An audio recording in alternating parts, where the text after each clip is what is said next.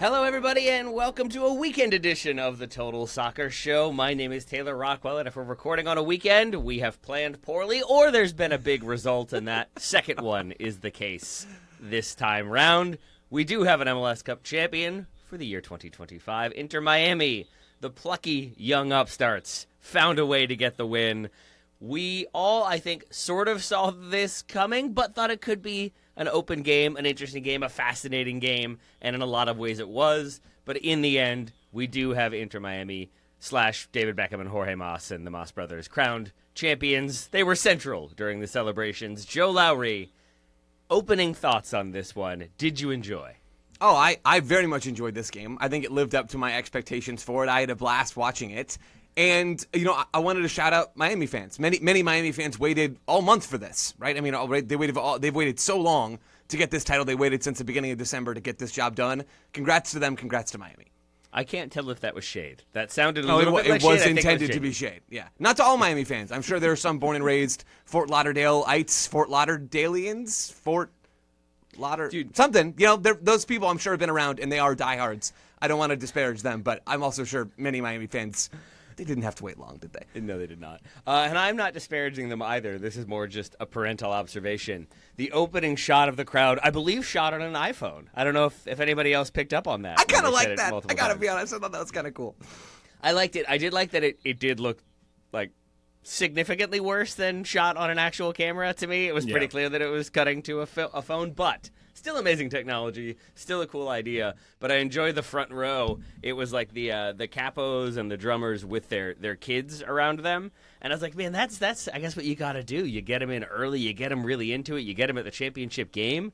They're going to be up for this one. And literally the next time they cut to that crowd 10 minutes later, they were all on screens, sitting down, not watching the game, or maybe watching the highlights. But either way, I was like, oh, it's universal. Okay, no matter what, kids these days. Children are going to get bored. Yes, kids these days, Jeff Ruder, kids these days. Yes, of course. But first, I also want to start the episode by, thanking the TSS hosting union for ensuring that if you had to record on a weekend, at least 2 of the 4 of you got the day off. So, Graham, Ryan, you're welcome. They're always very good about, like, no, we don't want to break up your rhythm. You all, you guys have such good MLS knowledge.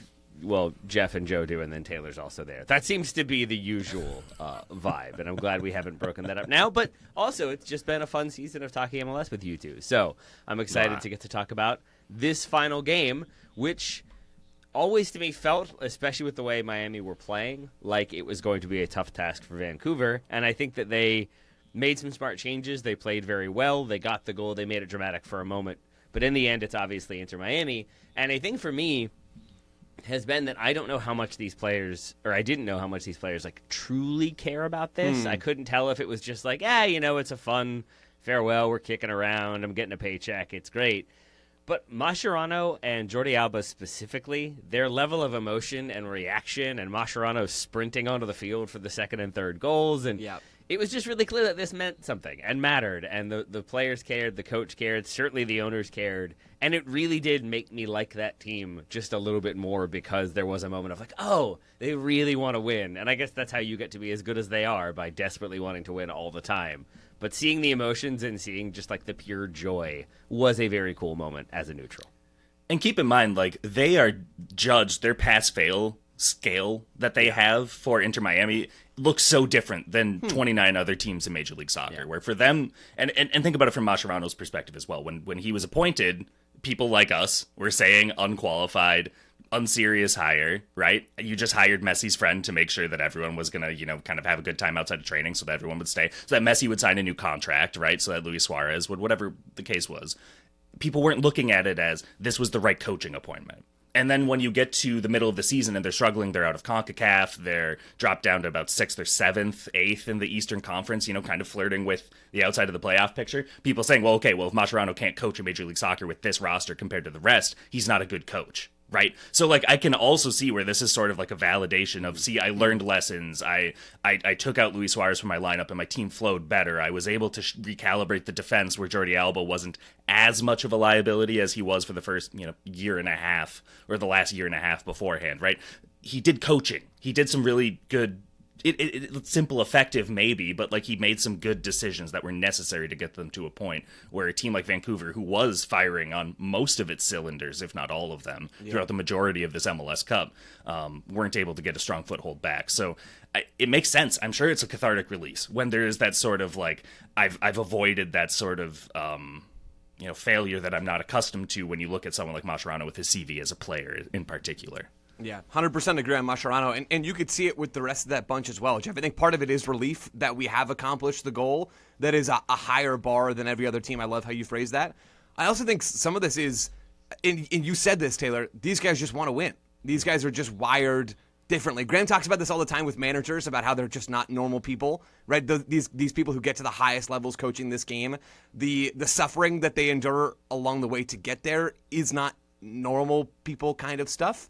The same goes for the top 0.0001% of I guess anybody in any field, basically.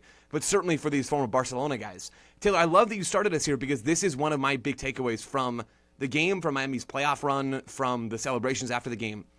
It was fun to see how much these players cared. Messi in particular, he celebrated a ton.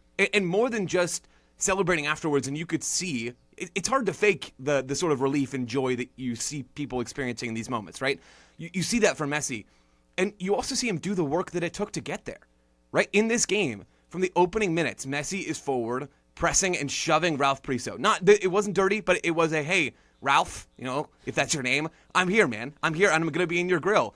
And then there was the lull for Miami in intensity, and there was Vancouver playing probably the better game in between the boxes on balance. And then later in the second half, when Miami needed a little bit of a spark, Messi opportunistically picks the ball off of Andres Cubas in a moment that Cubas will not forget, I imagine, probably ever. He wins the ball there. And then there's two other moments in the press where Messi is influencing the game high up in the final third and forcing turnovers for Inter Miami as they're trying to protect their lead and further the game. Messi cared. You could see it in the celebrations. You could see it in his play off the ball in these games. And Mascherano talked about it after the game. Messi upped his pressing intensity over the last 2, 3, 4 games. I didn't have to tell him to do that, Mascherano said. He did it and wanted to lead the group in that way. I know that sounds like a low bar, but Messi's defensive work is gravy. Like, Messi changed this game with the ball, first and foremost. But that he also did other stuff to set the tone for Miami, where their defensive play across this postseason finally elevated to the point where they can be called a truly complete team. It's so impressive to me what Messi's done in this postseason, not just all the stuff we expect, but the stuff we don't. Yeah, he cared a ton, and it was really, really fun to see. I think that's what one of the things I really enjoyed about talking to Paul Tenorio last week about his new book, The Messi Effect, which is coming out in June. Just talking a bit about how sincerely and seriously Messi takes everything when it comes to football, specifically training and preparation and the level of detail required and the level of attention required. And it sounds like there are plenty of anecdotes in that book about him kind of getting on people early and often when it doesn't feel like they're as switched on. And I think, probably ignorantly, probably naively, I think I kind of assumed that he was coming in like, look, I'm Messi. You guys are all aware of who I am. I'm not going to come in and assert my authority and be this dominant figure. I'm going to lead by example. And it kind of sounds like in the end he did both, that he did lead by example and did lead by kind of demonstrating the way he wanted them to play. But I think also worked really hard to establish pretty high standards for what his expectations were. And I think for people who couldn't meet those or didn't want to maybe have that level of intensity and scrutiny, they were moved on. Ditto for coaches.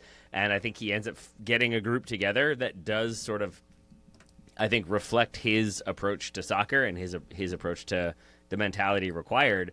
But I think also it then allows that team to have some connective tissue it might not otherwise have had. And I look at somebody like Rodrigo de Paul, who they talked about in the broadcast of him being Messi's bodyguard and Messi's enforcer and the like. He also just seems to have been a glue guy. He seems to have been a vibes, character chemistry guy. When he scores the go-ahead goal, his celebration made me genuinely laugh just with how, vibesy and enthusiastic he was. But everybody involved in the celebrations, after he clears out Berhalter later on, he gets into it with Ryan Gauld and seems to just be relishing the scrap. And it feels like in the end, there was the super team identity to this team, and there, questions will be asked about how they assemble the roster and everything.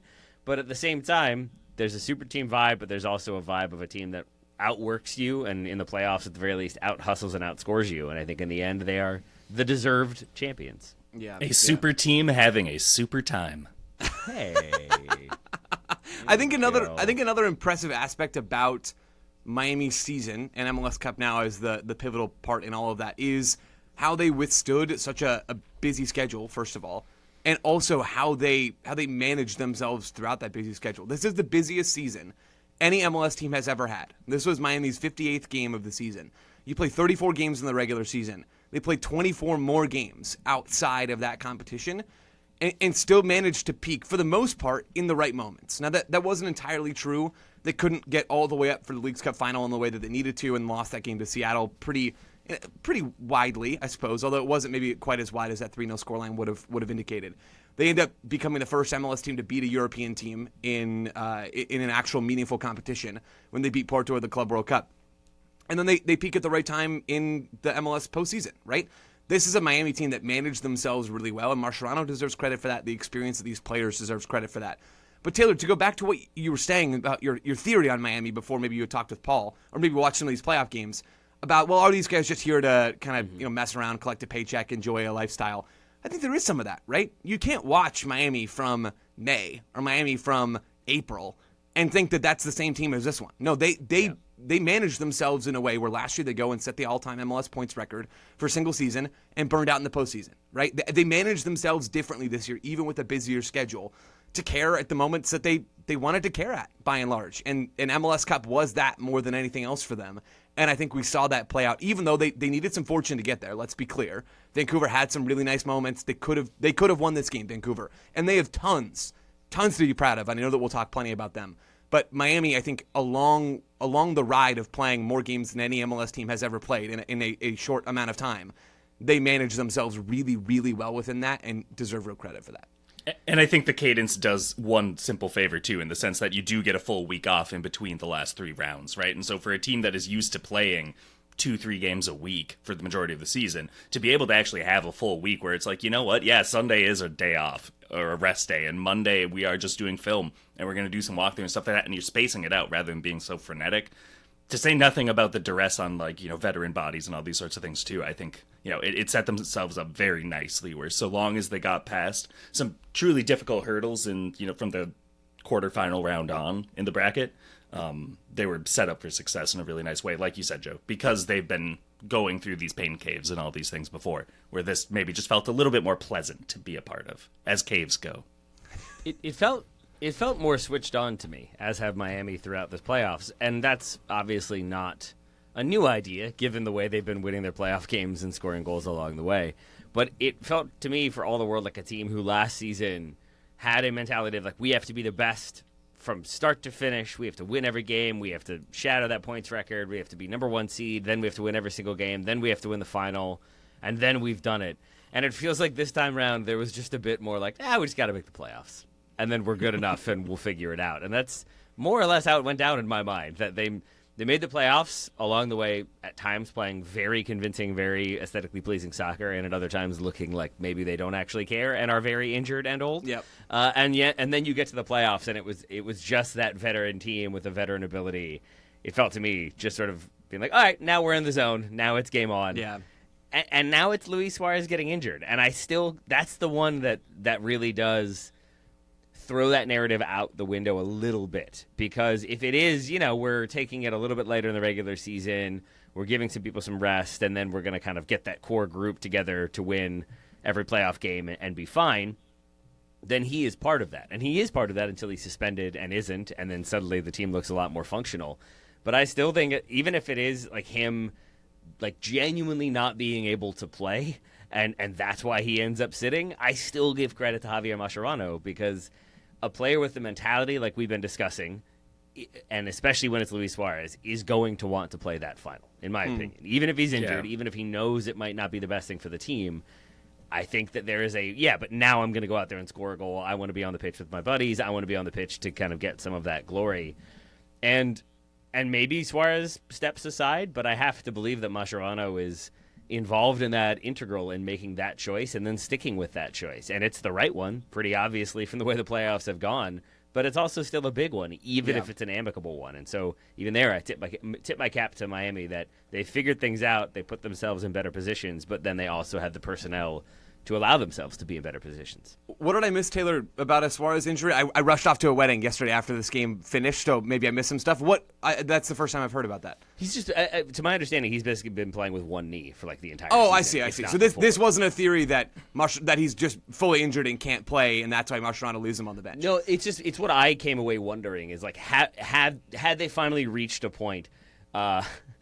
I'll say view behind the curtain. I am currently watching Shoresy, the Letterkenny spinoff, in which that's like a running subplot. Is he reached the end of his career, and how do you get a person who is like their whole vibe has been, I play through everything, I play every single minute, I'm always here no matter what. You don't show pain. You go out there and you play the game. There just felt like parallels there to me of like Suarez maybe finally being like, yeah, my knees like hurt all the time, but I'll still get out there and play if you need me to. And Mascherano maybe being like, there's a youngster who can run around and do things, and we just want to see what he can give us. Like that's what I mean, I think, is like maybe the mileage caught up to him a little bit, and in seasons past he would have tried to push through it and play in that final, and then they would have had to deal with the ramifications of that. And I think it's a team that just kind of knew going in, we know what we need to get out of this, we know the personnel we need to start this game so that we can control it the way we want to. And I largely think that went to plan, even with Vancouver having more possession, more opportunities for large stretches of this game, and I think in some eyes looking like the better team for large stretches of it. But I think that's a conversation we could have in part two when we get into the game itself, the lineups, how this played out, all that good stuff. Back soon. Welcome back, everybody. We have been discussing big picture stuff maybe when it comes to Inter Miami's MLS Cup win. Now we're going to get into the nitty-gritty a bit. We're going to get into the match itself. And Joe, I think like if you read a match report and watch the highlights, I think like the way you perceive this game playing out is Miami went at Vancouver, got the early goal that they always want to get, and then basically just sort of invited Vancouver to try to find a way through. Vancouver did, but then Miami found a way back and then eventually kind of pushed through to get that third goal, that insurance goal. And so seen through that lens, it can be seen as like Miami get the goal, control the game, control the tempo, and then end up getting 2 more goals and win.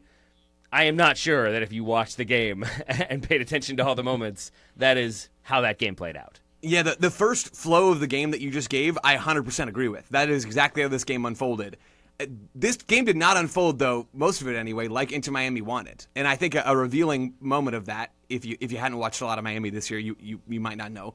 But a revealing moment that could serve as the cliff notes of all this is Javier Morales, assistant coach to Javier Mascherano, on the Apple broadcast at halftime, talking to Michele Giannone, talks about how they wanted to control this game with the ball, wanting to control the second half with the ball.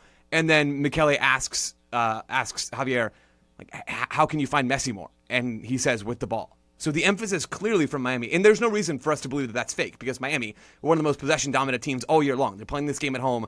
Miami are not set up. Even as their defensive floor has raised in the postseason, they're not set up to absorb pressure, right? I mean, that's not their thing. You can't do that when Jordi Alba, Sergio Busquets, and Ian Frey are in 3 key defensive positions for you, and you have a young Noah Allen, undersized Noah Allen, and Maxi Falcone, who all this guy wanted to do, Falcone, in this game, was to sprint into the final third. So you can't sit back and absorb pressure against Vancouver or really any MLS team when that is your defensive setup. And so Miami wanted to have the ball in this game. They just couldn't. And this is where it's a credit to Vancouver, because Vancouver are such a good team. They're good enough that Jeff reasonably picked them to win MLS Cup, even though I didn't. I was tempted at times, I'll admit. They're a very, very good team, this Vancouver side. And they're excellent at controlling the game. And Miami couldn't match them for a lot of this game. There is a world, and I want to be clear about this, there's a world in which Vancouver win this game. Many worlds in which the ball bounces differently, and Vancouver win this game 3-1 instead of the other way around. Miami got a little bit fortunate. Miami wanted to control the game with the ball in the second half, and really for more the first half than they did. And they wanted to find Messi more. And they failed at both of those things. On both counts, they failed. Both of the things that Javier Morales talked about at halftime, they did not succeed at. And yet, this is why it's so hard to beat Miami. Even when they don't play a particularly good game from a team-wide perspective, Messi kind of won this game for Miami. You go through and look at his ability to pounce on the mistake from Kubas and to feed DePaul in, and then it's Messi's lovely assist to Allende that finishes this game off. I mean, Messi was unbelievably good on the ball in the second half in the moments that it really mattered, and Vancouver couldn't quite put Miami to the sword. And it was kind of that simple. The game was not the one Miami wanted. I don't think it was at all. And yet they did just enough, and Vancouver couldn't quite do enough. This was a fine margin sort of game, but Miami, more so than any other team in MLS history, Miami are built for the fine margin kind of games. Yeah. Couple things. I would add first goal as well, because Messi on the touchline kind of dribbles out of pressure. Oh, very much so. Waits for DePaul to make the run forward, then finds him with like the Trivella lifted pass that then sets up the sequence that leads to the opening own goal. So involved in all three. At the same time, Joe, like I hear you that they don't have the control, they're not killing the game with possession, but there's a ruthlessness to the way Inter Miami play in the playoffs and the way they attack that I think, by contrast, was lacking for Vancouver. And I look at some of the goals that were scored by Miami, but also some of the chances they create, where it is quick passing, but then it will be a big kind of turn and switch from Busquets, or just one little like dribble out from Messi, and then there's like a pass and a pass and a pass, and then there's a shot. And they're moving the ball quickly down the field. They are trying to get into advantageous shooting positions like very fast and then take those chances if they're on. And by contrast, the moment that stood out to me in the first half was I think it's the 30th minute. Vancouver have like good development, a lot of good team passing, a lot of good off the ball running to create a chance where they have like three different people in and around the box, but all of them just hesitate a little bit to pull the trigger. And it ends up being like Muller kind of like feints like he's going to shoot, and then he lays it off. And somebody else thinks they're going to shoot, but they can't get the ball out from under their feet, so then they lay it off. And there was, by contrast to what I was saying with Miami, just a little bit of like hesitancy, a little bit of just that lack of killer instinct for Vancouver that I did think let them down on occasion. And obviously they get the goal in the second half, but that was an odd one to me, because I agree with you that it wasn't going the way Miami wanted, but at the same time Miami looked so ruthless, and at times Vancouver looked the opposite of that.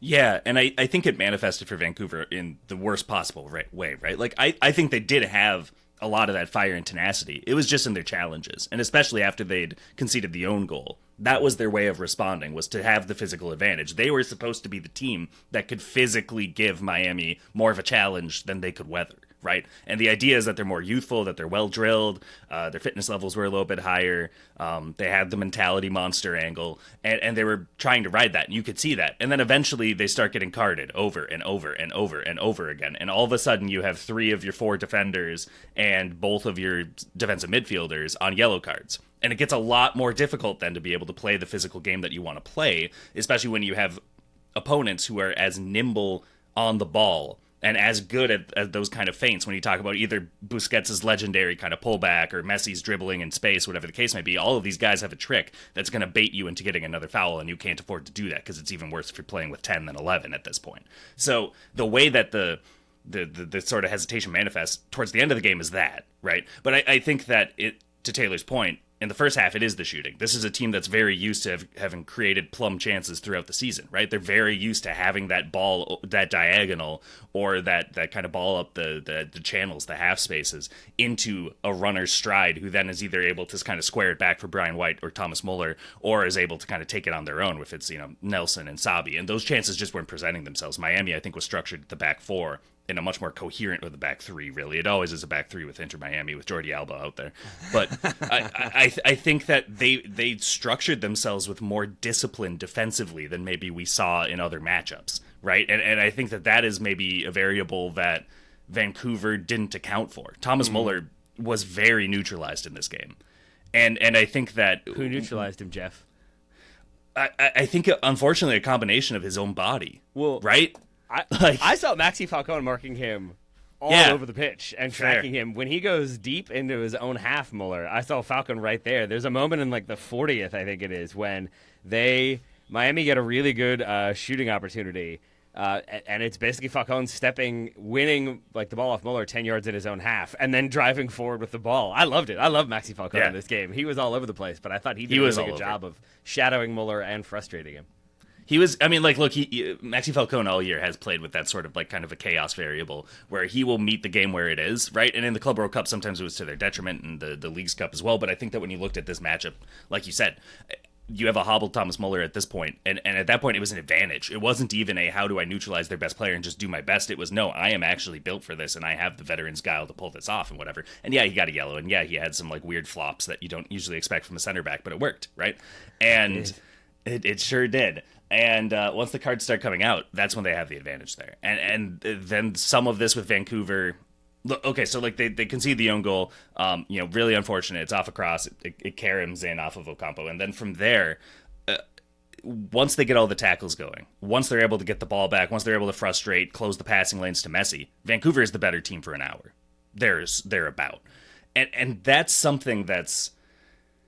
I'm sure that they're going to really struggle to watch this game back because I think that they're going to look and say that we played 90% or higher of the game we needed to play to win this and pull off what would have been narratively the biggest upset in MLS history. I'm not sure if that's like logistically actually true, but it feels true, right? There's truthiness to it. And I think that they earned that. They earned that with some really coherent movement. They earned it with some really great defending. And then they just struggle to get that end product going, and there's a great moment where you get Ali Ahmed. He suddenly is like, okay, well, if Maxi Falcone is going to be chasing Thomas Muller, then I'm going to go right into his space, and I am going to frustrate him. And this is where Maxi Falcone then kind of gets in two minds. And he is just getting targeted in the second half by Ali Ahmed over and over and over. And it pays off in a great way, perfect way, in the 60th minute with a goal. And then, Jesper Sorensen, Joe, you're in my coach of the year. I think we got to talk about he cost his team, I think, in this game. I think it can be as simple as saying that this was Jesper Sorensen needing to make some major in-game decisions, and he made the wrong decision. And pretty soon after that, Miami capitalizes. And the wrong decision there is that eventually they want to bring in Ryan Gold. 30 minutes makes sense. The people, the working man's designated player, right? Colt here, all the 68th minute, pulls Ali Ahmed. The one player who had really been making Miami sweat throughout this game wasn't necessarily having, like, you'd sometimes see it where a player earns 5 more minutes because they scored, but they were really playing poorly before that, and then the coach is waiting for the next mistake so that they can actually pull them, and it actually like is kind of coherent in the player's mind why they were taken off, right? Yeah. This wasn't one of those. He was really having an excellent game. I thought Ali Ahmed, this was one of the better games I've seen of his. Yep. But then to be substituted for a slower, more technical player, that played into Miami's hand in a really, really nice way. It was a mistake, I think, from Sorensen to bring Ahmed off the field. It should have been Thomas Muller, and I think that was the original plan, is that Gauld would come on for Muller. Muller was pretty invisible in this game, all things considered, and I don't think that's a huge surprise. Vancouver, in general, are going to have games even next year, right, when Muller's back on a DP deal. Muller is going to be in games where he's not the main guy, right? They're a system team in a way that Miami is not, right? So you have two stars, Messi versus Muller. Their application is so different for how those players work within these teams. But Muller, even still, he's getting a lot of touches and just wasn't super impactful in this game. It should have been him off the field, Gauld in that left half space, and you leave Ahmed and Sabi, and eventually maybe you bring on Jaden Nelson to play one of those wide attacking roles in for one of those players. But the real advantage that Vancouver had in this game, and I was surprised, for as complimentary as I am about their performance, because I thought they were pretty good, I was surprised at how little Vancouver used their biggest advantage, which was to go and attack Ian Frey at right back and Jordi Alba, especially at left back, with their aggressive, dynamic 1v1 wingers. Ahmed on the left against Frey, and we saw that more than we saw Sabi against Jordi Alba. And that to me is inexplicable, right? Sabi had a nice moment in the first half where he drives right at Jordi Alba, and Baltasar Rodriguez has to come and bail Jordi Alba out. And there's a tackle in the box, there's a penalty shout, and Miami go about their business. But Sabi did not get the ball enough, first of all. And he didn't drive at Jordi Alba enough when he did. But really, I think it was a problem of the ball not finding the wide attacking players. And I think in the second half, I would be surprised if that wasn't a point of emphasis from the coaching staff at halftime. Because 3 minutes into the second half, you have Ahmed running at Ian Frey and Maxi Falcone, and it's the 48th minute, and they earn a free kick, Vancouver. And then you draw another foul. Ahmed draws another foul from Frey 3 minutes later. It looked intentional on that side, but of Ian Frey and Jordi Alba, I'd rather run at Jordi Alba all day long. Oh, for sure. I was just surprised, because I think coming into this game, it was clear that that's where Vancouver's biggest advantage was. It's, can we isolate individual members of Miami's backline, and especially Jordi Alba, because he is the worst defender in this team and one of the worst defenders in Major League Soccer. Can we do that? And the answer for Vancouver in this game was, unfortunately for them, not often enough. I do have some sympathy for Sorensen, though, because I think, like... Oh, I do too, to be clear. Yeah, I figured. But, like, if you look at the Inter Miami team for a moment, and then you look at your Vancouver team, if you're a Vancouver supporter, and the change you're making is taking off, like, your shining star of Thomas Muller. 100%. Like, it definitely has in my mind, it has an impact on momentum. That at a time when we need to be strengthening and fighting and doubling down and continuing to push, we're taking off our designated player attacker, who at the same time, according to the reports in the broadcast, was saying, like, no, I'm fine. I can keep playing, and waved off the substitution, if anything. I do have some sympathy for, like, all right, well, I'll get another creative technical guy on who's maybe not as quick, but we put them together, they spread some passes, and then Brian White does Brian White things in the box. Hopefully doesn't get a second yellow card and scores a goal. So I can understand. Can I say one Brian idea. White thing very, very quickly? Sorry. Brian White plays like a striker who wears a mouth guard, and he does wear a mouth guard. Does. He gets in those trenches, man. Like, he absolutely bodied a lot of dudes for a lot of this game. Also, credit on the flip side, I thought Noah Allen did a pretty darn good job of dealing with a striker who wears a mouth guard. But sorry, that was my Brian White thought. I've always known he wears a mouth guard, but it just sunk in this game. This game was Same here. Was more soccer than a lot of MLS Cups that we've seen, but there was still a little. Yep. A smattering of car crash tendencies in it, and Brian White showed up. He was ready for those moments, man. He was, but then he also has like really good control and hold and turn and ball for the assist for Vancouver's equalizer. Yep, like, it's a great moment. There's good play in there, and he knows how to use that physicality.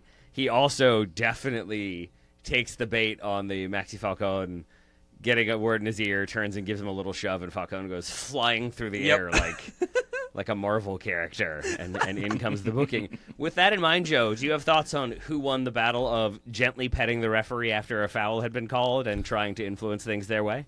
I mean, Jeff and I both had this down on the dock, man. We were sort of live updating, and Jeff got to it first, and I was like, oh, 100%, this is a real thing in this game. Miami are always all over the referee. Dude. Every single game, they're all over the referee. This is where I have a lot of sympathy for other MLS teams and other MLS fans. Miami sway the tide in their favor in those ways, in ways that other teams just can't, right? Like, they have players, they have the experience of like going and influencing the game in that way. And I thought this game was refereed very well, to be clear. But Miami, any little advantage that Miami can get, they are going after, right? That's what these players want. Any call that they can get, any moment that they can delay the game when the game state is in their favor, which it was for most of this game. Yeah, they're all over that. Like, Jeff, this was Miami. Anytime there's a dead ball, they were all up in the referee's face. It wasn't quite Marta levels of using the ref cam for like absolute cinema, but this is the closest I've seen to it. There's this great shot where they'd just given a yellow card to a Vancouver player in the first half, and it cuts to the ref cam, and you see Jordi Alba flash a thumbs up and smile at the ref like, way to go. And then it was Emmanuel Sabia, I want to say it was, but like going like, what are you talking about? Why am I getting this card? And then he continues to walk, and it's Sergio Busquets applauding him and nodding in the most like calm, serene way. It was like this weird kind of like 90s sitcom, but they're having a daydream where they are refereeing the game and whatever, and all of the players that they grew up watching love them and are their friends, and these random people you don't know are the ones that you're making hard calls against. It was just such a like really surreal like 10 seconds of MLS Cup. It's up on my blue sky. It was just like I'm so glad we have a ref cam. It's such an I really odd thing, Jeff. I'm with you, because the Busquets applause, it's after the Sabi handball, right, where he definitely gets a hand to it, definitely controls the ball, definitely does not mean to, so you can see why he's frustrated, but I see why it was given. And the Busquets applause, I think people do in games as sort of like, hey man, that was a good call. It was a handball for sure. Like, don't let him get you down, don't let him yell at you. You can get in like good with the referee. You're smarter than you think, Drew. But the Alba one, like, hey, good call. Like, that could not have looked more like, good job, friend. Thanks for giving us that call. Like, you want to see Messi score a free kick too? We all do. We'll invite you to the post-game barbecue. Don't worry. Such an odd one. The other one that I really enjoyed is when Kubas unintentionally or intentionally clatters Messi in the 74th minute, and Falcone comes running over. I guess I had Falcone cam this whole game, but he comes running over. As you should.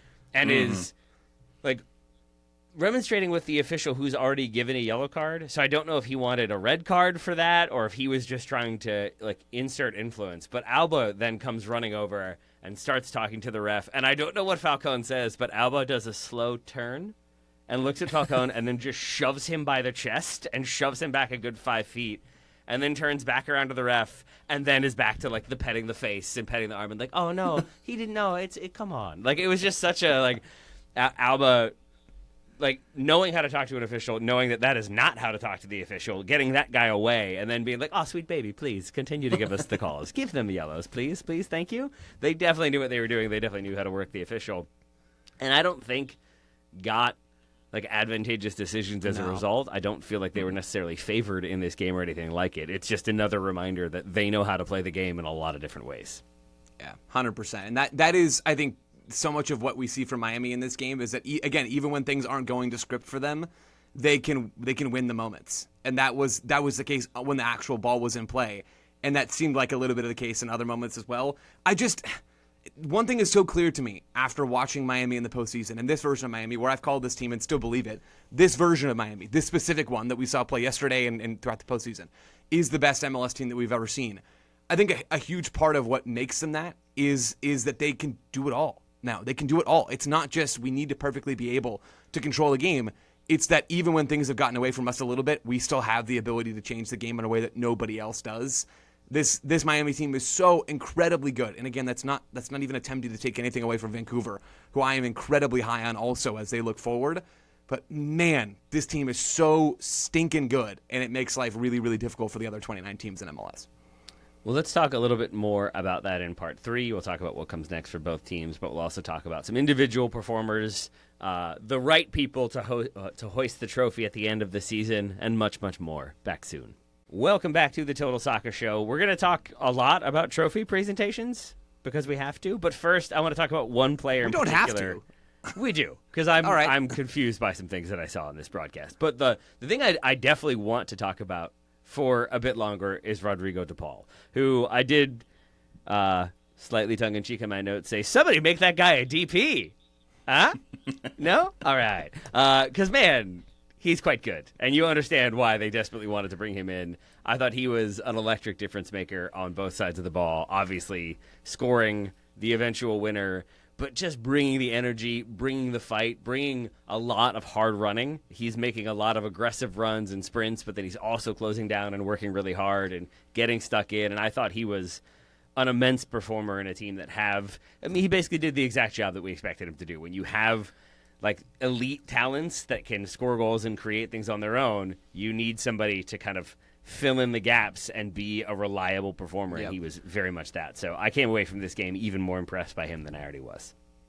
Yeah, and I think what's funny is like Rodrigo de Paul is one of those players who, like, even when he was like with Atleti after he'd left Udinese, like he was seen as like a great midfielder, but it was never talked about in like the Modric or Toni Kroos or keep naming Real Madrid guys apparently ilk of like dependable 38 games a year, they're going to put in like a 7.2 out of 10 on FOTMOB, and they're going to do all these fantastic things for the highlight package, and the floor has never been higher, and all this stuff, right? Rodrigo de Paul is a big game player, right? There are going to be some of those games where you don't have that same level of buy-in, and we saw that throughout the season, right? And I think that a lot of that we can chalk up to just saying he was brand new, he had just left Europe, he hadn't had an offseason, whatever, he's still acclimating to this team, and his role right now is Messi's bodyguard, but doesn't really know where to do it on the field, right? And I think that this was the sort of moment that really does bring out the best in Rodrigo de Paul. This is the sort of game that he has made a career in, especially over the last 5 years, including that 2022 World Cup run, of course, where he lives for these sorts of moments. I'm not surprised that he's the one to bang in the goal, honestly, because he's also the one who's going to have that otherworldly knowledge of where Messi wants him to be right now at this stage of career that's almost even more updated of like a guidebook than the one that Jordi Alba, Sergio Busquets, and Luis Suarez have been operating off of because of how long had passed since they were at Barcelona together, right? I think that relationship was so crucial, and he's going to be a force in 2026. Yeah. I have no doubt about that. I think he's going to need to be. I guess I have a little bit of doubt about it. I thought he was really good in this game, DePaul. I think he's kind of been just good, or pretty good for most of his time in Miami. I think he turned it on in the postseason like the rest of these guys. So that does probably bode well. I think he's going to be a good player next year. It's just a question of, is he going to be the third DP that Miami needs, although they also got another DP spot to play with now. So we'll see what ends up happening with that. One thing that I do want to see more from DePaul next season, it's a taste of what we got in this game. That was his first goal for Miami. And when we talked about DePaul coming to Miami, it was he's going to do a lot of the selfless running on that right side to allow Messi to have a little bit more space, like we see happen with Argentina. He hasn't done a ton of that. Maybe he hasn't been the most dynamic, line-breaking kind of player because Allende has done all of that. I don't know if Allende's going to be back next year. River Plate are reportedly interested. I don't know what's going to happen with him at Celta Vigo. Maybe he's in Miami, maybe he's not, right? So who knows what that right winger is going to look like next year for Miami? But DePaul has the quality, right? He has the quality to impact games in the final third relative to MLS defenses. Not relative to Champions League defenses, probably, but relative to MLS defenses, he absolutely does. And when you're losing 15-plus goal contributions from Jordi Alba, those have to come from somewhere next year, and they're not going to come from the new left back. Yeah. So I think if DePaul can put together a few more performances like the one he had on Saturday, that bodes really, really well for him. And that is something to watch for Miami next season, is where do those Jordi Alba goal contributions come from? And can DePaul elevate himself just a little bit to continue at the level that we saw over the weekend?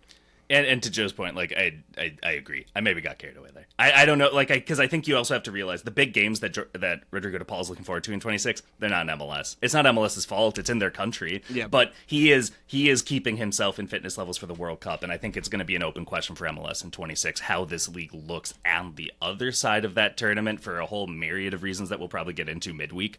But I think for DePaul, if he is bought in the level that we saw today, and if he is put in a more clear role, then kind of he just had to fit into the lineup joining mid-season. But if, like, however this is recalibrated with him from the start going into 26, it could be really big for him. But totally fair, Joe. Like, his end product just hasn't been there in a way that we expected maybe when he signed. The obvious follow-up question for you both. If he's able to kind of keep that form going, if Messi and Argentina put together like the string of results we know they can, and Rodrigo DePaul and Messi are there to hoist the World Cup trophy again, do they get it first, or does David Beckham come in and just make sure that everybody knows that he was involved? You got to get Becks involved. Come on. Got it. He agrees. Don't worry about it. The Apple director, I felt like at a certain point, realized he had too many narratives in the air, and much like a sitcom or a TV show that doesn't quite know how to land things, it felt like we got too much of too many things in the final 10 or 15 minutes, because you get Alba crying, you get Mascherano running around, you get DePaul and Messi hugging, you get young Americans being really excited, and then we keep getting cuts to the owner's box and a concerned set of Moss brothers and a David Beckham, eventually joined by Victoria at like the final seconds. Like she knew when the cameras were going to be there and she was prepared. But it then in the post match, I turned it off around minute 6 of their remarks. But it was a lot of sort of like nobody believed in us, but we made this dream happen, and we're so proud of what this club has become and what they can continue to be. I really enjoyed Jorge Mas with his opening comments of like, hey, kudos to Vancouver for what they did. But we're really, I just love kudos to Vancouver. I mean, he threw in the lip service, and that's all you can do. But I was like, in this moment, I get how they're the ones, and others, but they are like largely the ones who make the Messi deal happen, who get Messi to Miami. That's a key thing that they identified as needing to happen to make the leaps and be the team they want to be. They make it happen, and in that way, they deserve credit. Don't get me wrong.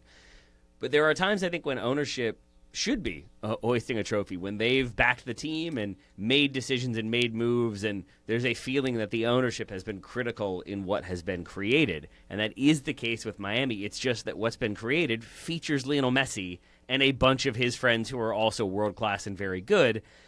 And so it just feels wrong in that moment for that entire story to have been Messi, Messi, Messi, Messi and co, Messi and friends. They're going to win it all. They finally won it all. And now you're going to hear from us two owners about the struggles we had in finding a stadium location. Like it felt a little bit like it was their opportunity to air some grievances and talk about what they've been going through.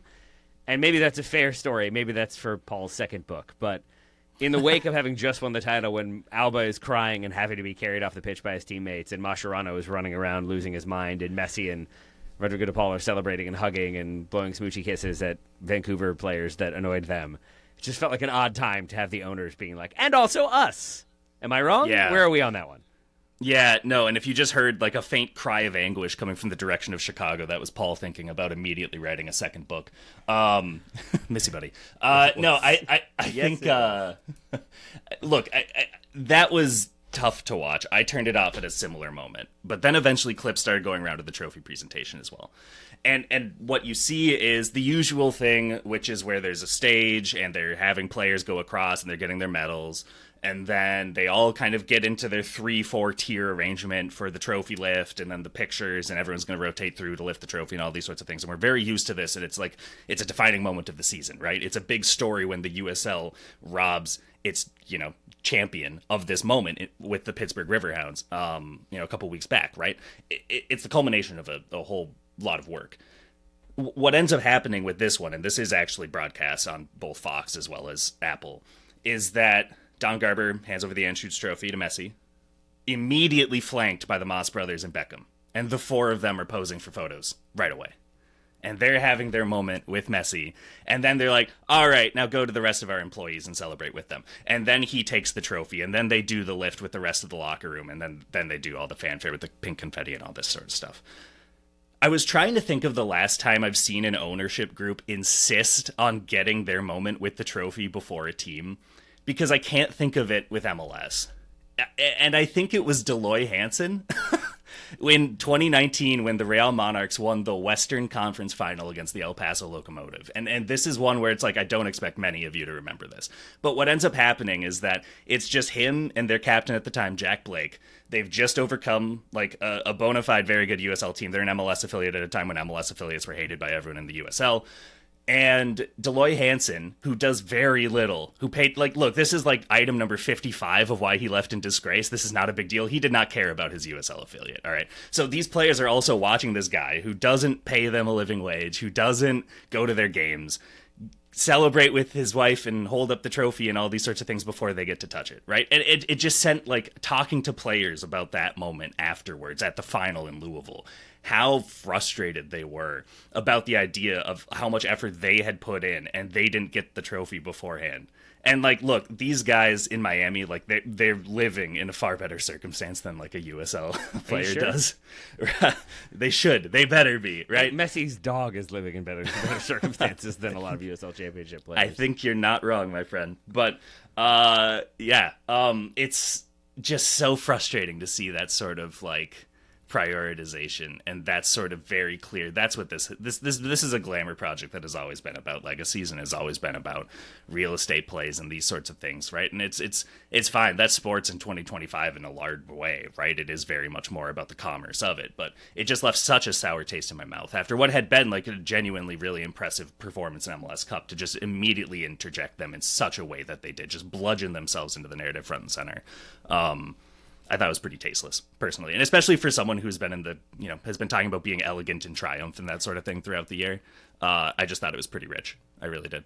Joe, you're a noted friend of the Moss brothers. Do you want to defend their trophy lift? I'm just impressed that you guys managed to get worked up this much about this thing we see in every American sport always, which is the owner getting to list the trophy first. I mean, I'm maybe conditioned to a point where I shouldn't be to just accept this as the reality, but I have accepted it. I'll tell you why. Because, like, if it were just the standard reality of, like, you give it to the owner lifts it, and then they give it to the player, like, sure. It still frustrates me, but I agree. It is what it is. It's that, first of all, like, Beckham was a player, and I have to believe that would have annoyed him as a player, to be like, no, but we're the ones who work so hard. You give it to the manager gives it to us, or maybe we even don't give it to the manager, he gets it after the fact because the players are rewarded first.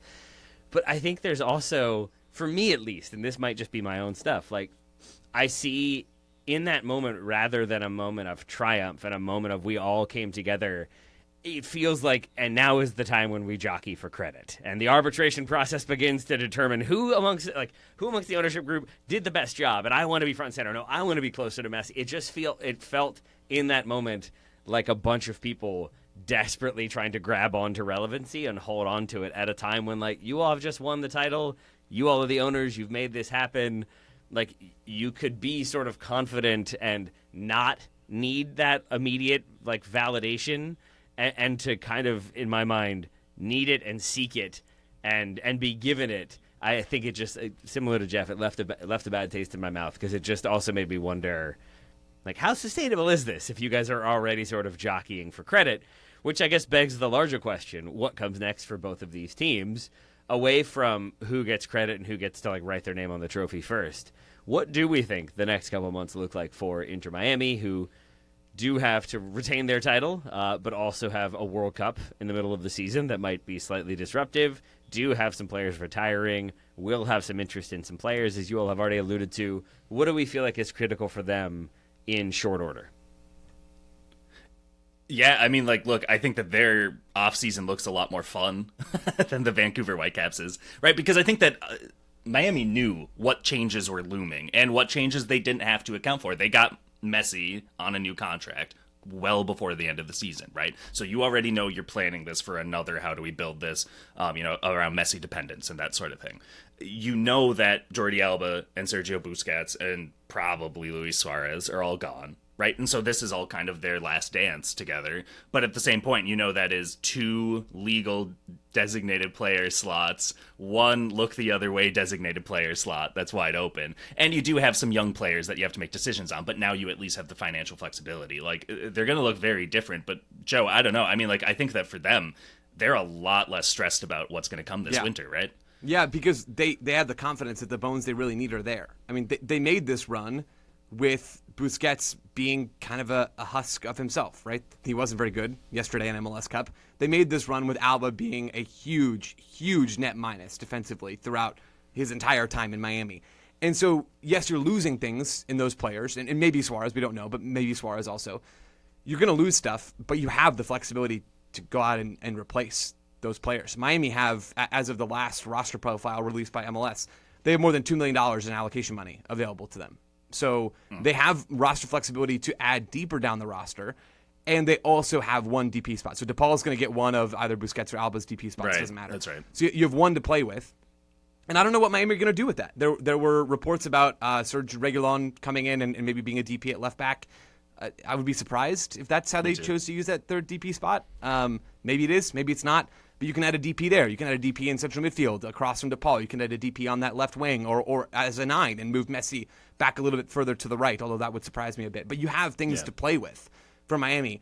And more than that, you have the confidence of even if you whiff, truly, even if you whiff on all of those additions, you're still going to be really good next year. You're still going to be an MLS Cup contender. You're still going to be in for every competition that you're in next season. That's a huge, huge plus for Miami. So I think Miami's offseason is going to be fascinating. They've got a lot of open minutes leaving the club now compared to where they were before. They're going to have some holes to fill. How are they going to fill them? Paul talked about this, Taylor, when he was on with you. Maybe Miami's success in the postseason with Silvetti and Allende in the front line means that they go a bit younger and they go for an Almiron or Diego Rossi type of designated player as opposed to a Luis Suarez type of attacker or a Busquets type of designated player. That seems like a real possibility to me. But possibly. I think regardless... I'll say, Joe, flip side, though, for a minute, it's telling that I was like, do you mean like Almiron right now? Yeah. I see what you meant. At first, I was like, younger? Okay, I guess Almiron's a little bit younger. Sure, why not? Let's get Joseph back. Why not? Let's just bring him back. I think they have a lot of different ways they can go, and I think the reality for Miami is they're going to be really good again next year. I think that's probably a safe bet and a fair bet. Any team with Lionel Messi, I think, has a selling point and a slight advantage there. For Vancouver, does Thomas Muller do something similar? Do you think they're able to keep a lot of this team together and bring in even more talent? Yeah, I think they will certainly keep a lot of the team together. I'm not sure how much they're going to add on what they have. They also have some allocation money available. They've got a little bit of business to take care of this offseason with player options and things like that we'll hear about coming soon. But they're going to have a lot of continuity next year. With Muller becoming a designated player next year in his contract, they will have all 3 of their DP spots filled. So there's not room for them to make another high-profile kind of acquisition. I think for Vancouver, the questions are still more off the field than they are on the field. I think if they bring back Sorensen, which, I mean, unless he gets poached, they absolutely will because he's an incredible coach. If they bring back Sorensen, they're going to bring back a lot of the core of this roster. It should be a very familiar Vancouver team next year, and they should be in contention for every trophy that they're involved with next season. So I think they're in a very, very good place as well on the field. The questions are off the field, where Don Garber at a State of the League address in Washington, D.C. earlier this week, or I guess a few days ago now, he comes out and continues to put pressure on Vancouver and talks about how untenable the BC Place lease situation is for Vancouver. I don't know what that's going to look like. Don Garber doesn't say those kinds of things without a real purpose when he's talking to the media. So he is clearly trying to apply pressure to that whole situation in Vancouver. But the stadium and the future of the club continue to be the biggest question now that the on-field stuff looks great. It's a shame that is still all whirring in the background, but it very much is still whirring. Yeah, and there's an ownership question as well, right? Yep. Like, it's just a matter of, is a different ownership group going to be better equipped to navigate, finding an in-market solution, to use commissioner speak for these sorts of topics. The other thing on field that's going to be really interesting is the regression potential, maybe, of some of these players who we feel have had...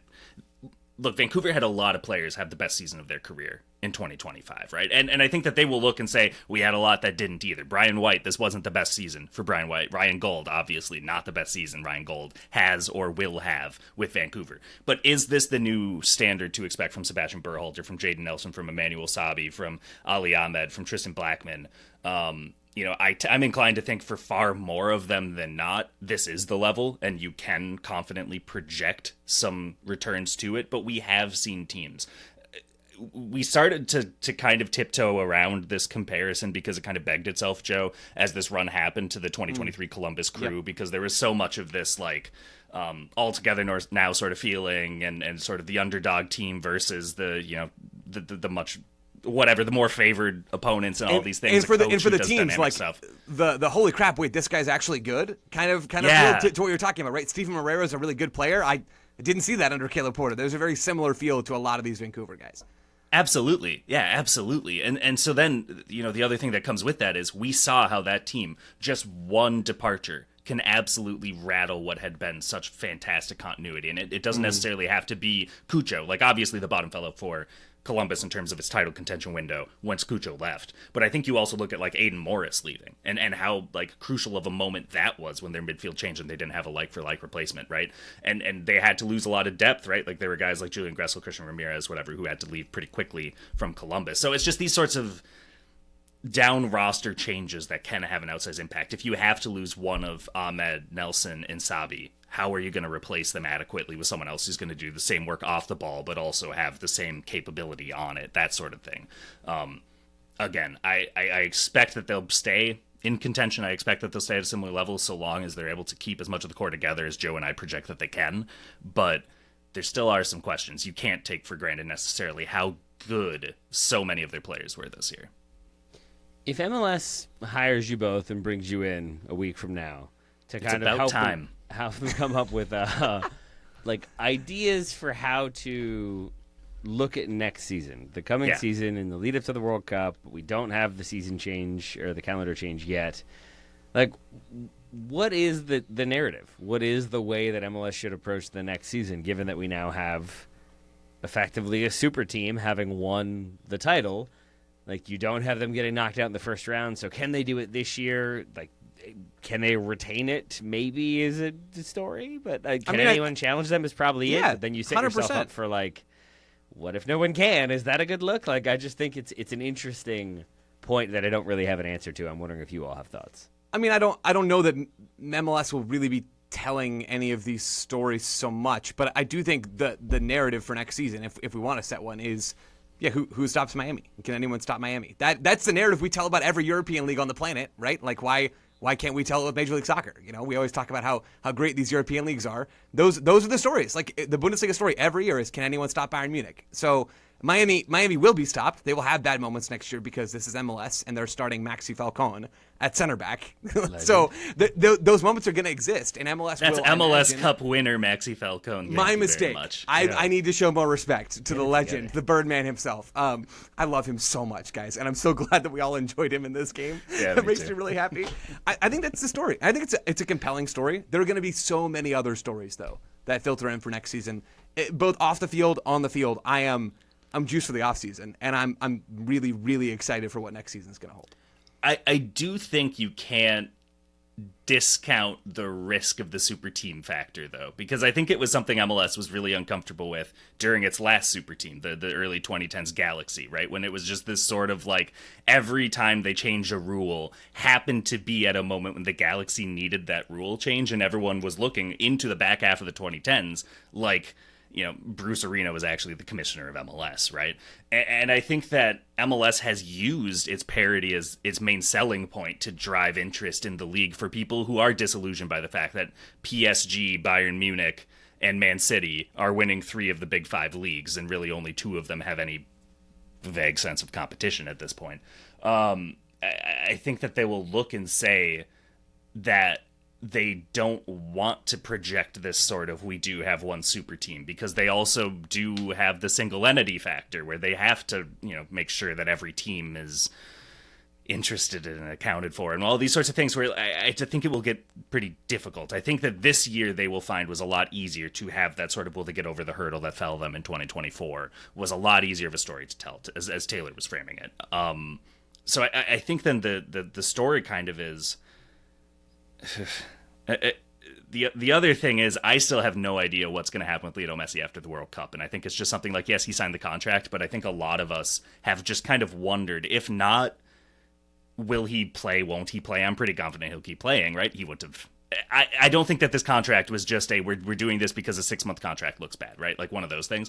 But at the same point, how bought in is it going to be if there's no World Cup that's kind of next in front of him, right? He's always been so driven in his career since leaving Barcelona by how am I going to be best equipped for Argentina, right? His other love. And so it's just going to be really interesting to see, like, how does that change down the stretch? And I don't know. It's just so early to tell. There might be 5 other players who come this winter or who sign pre-agreements for next summer, who are going to also radically change how we talk about the rest of the league in the way that Sung Hyung-min and Thomas Muller did this summer. And I think that this league could use more of that sort of narrative blood, is that sort of the challengers that you know and recognize as you're coming into the league as a neutral. And so, yeah, I mean, at that point, then you're just kind of pushing here's how we're innovating and here's how we're adapting to get even better with the schedule change, right? And I'm probably just focusing on that and saying, look, you're focused on the World Cup right now anyway, but here's what we have cooking, and here's why we're pretty confident that this is going to be a better version of MLS starting a year after this. Here we go. Well, I'm excited to be back with you all later this week to discuss moves that have happened, moves that could happen, some big MLS news that we haven't yet had a chance to discuss. For now, any other final thoughts for you all? Any parting words for Inter Miami, Joe Lowry?